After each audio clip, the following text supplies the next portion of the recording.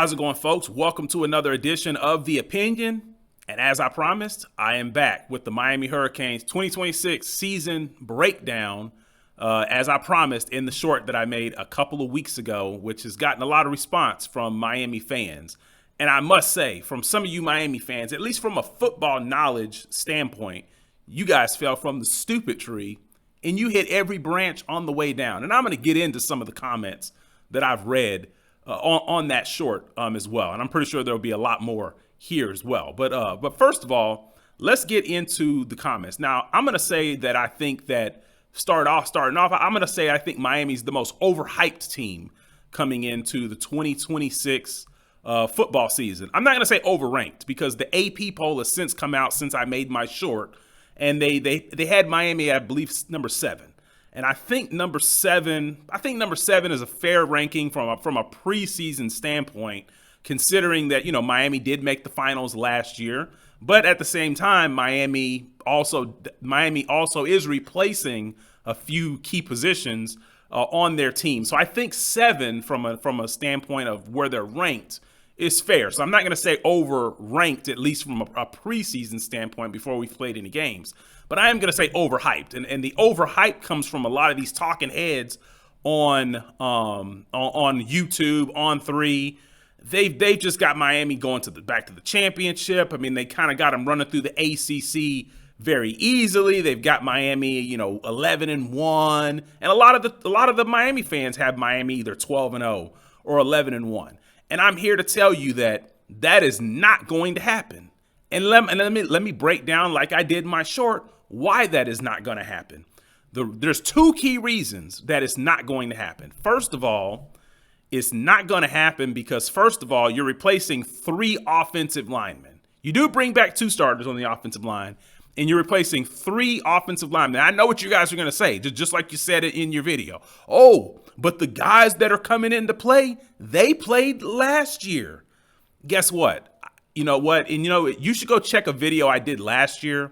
I did the same type of video on Texas, and their fans told me the same thing, and we saw what happened to their offensive line. But I'm going to digress there. But you guys are going to say, well, you know what? The backups, the guys that are playing this year, they got plenty of snaps. They got plenty of snaps last year, and yes, they did.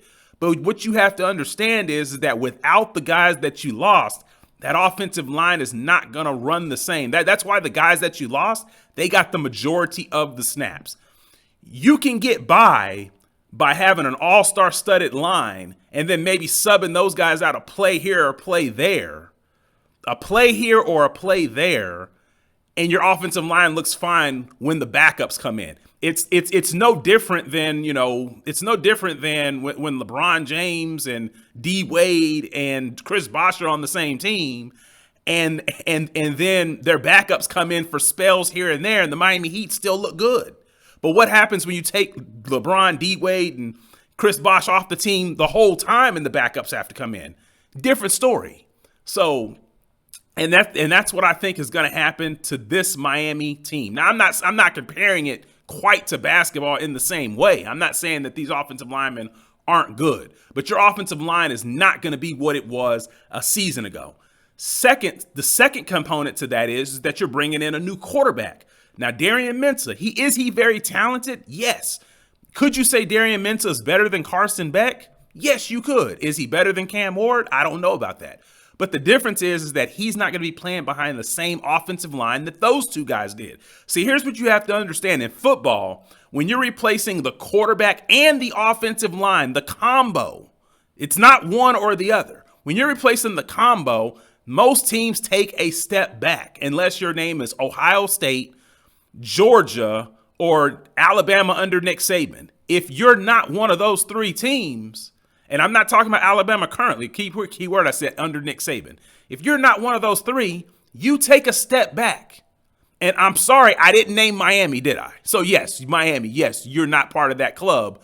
You are going to take a step back, losing your offensive line and a combination of your quarterback as well with that. Now we look on the defensive side of the ball, you had Akeem Mesidor and you had Ruben Bain, 2 first-round picks.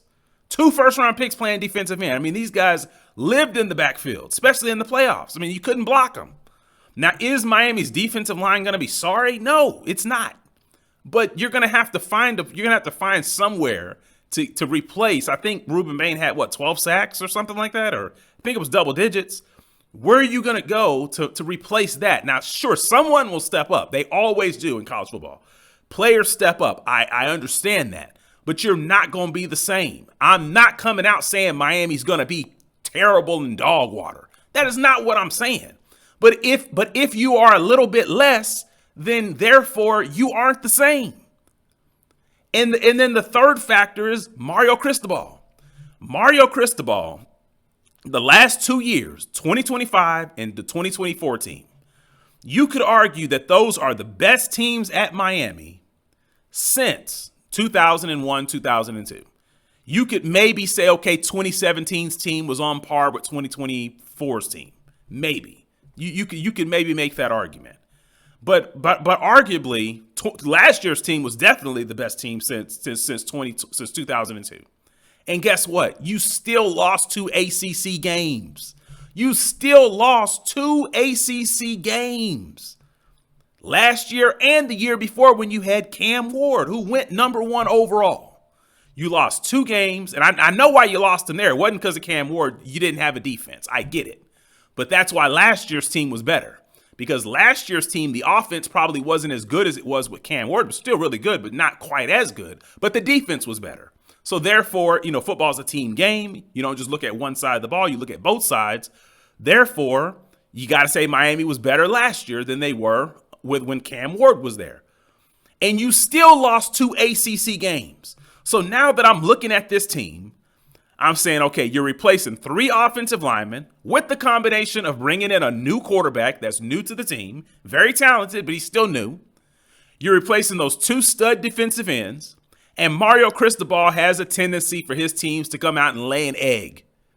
And I'm putting all that together, and you want me to come out and tell you that you're going to do better and go 11-1 or 12-0? You Miami Hurricanes fans are smoking some hard crack and dope down there in Miami. It must be coming in off of Cuba or something like that, because there's no way that you lose all of that in combination with your coach who has a tendency, who his teams have a tendency to go out there and lay an egg. We saw it when he was at Oregon. We've seen it every year he's been at Miami, where there's a game on the schedule, you're looking at it and you're saying Miami should easily win this one, and they come in there sleepwalking at least a couple of times a season.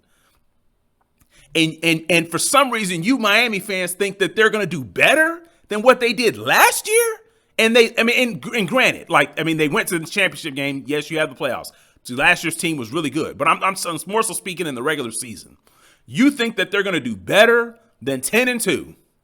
I got them going 9-3. They're going to lose 3 games. They're going to lose 3 because you lost too much. You're not going to be the same. If you had Akeem Mesidor and Ruben Bain living in the backfield, you had the stud offensive line that kept Carson Beck clean all season, and you still lost 2 games. How do you expect that now you're going to go 11-1, right?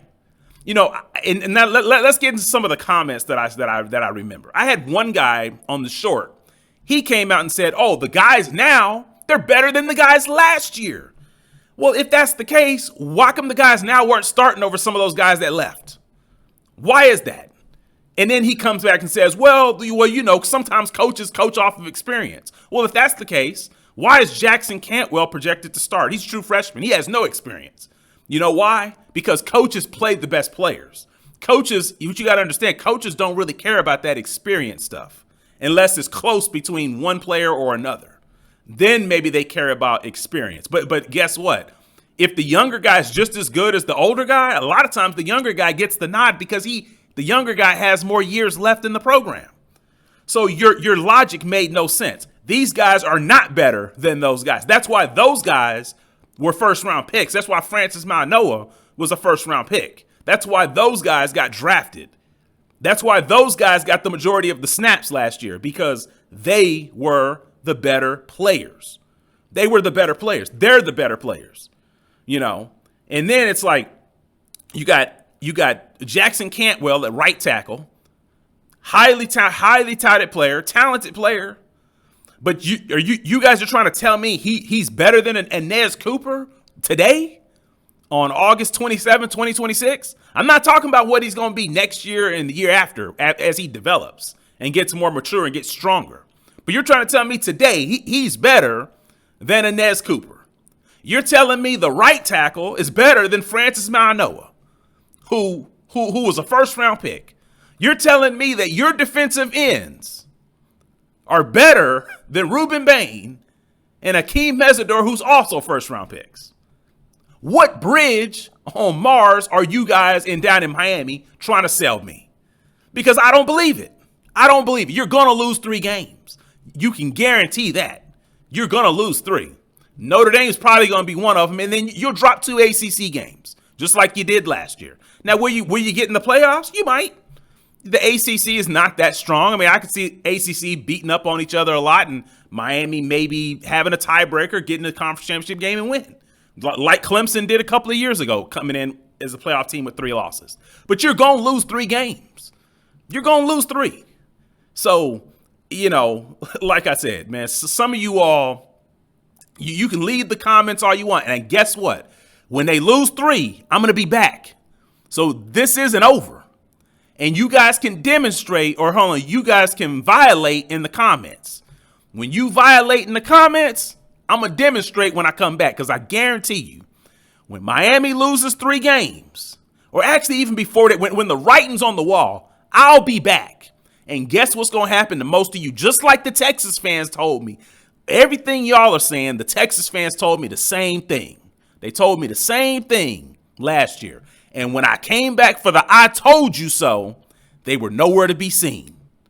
So Miami fans, don't tuck your tail between your legs when I come back, because I will be back.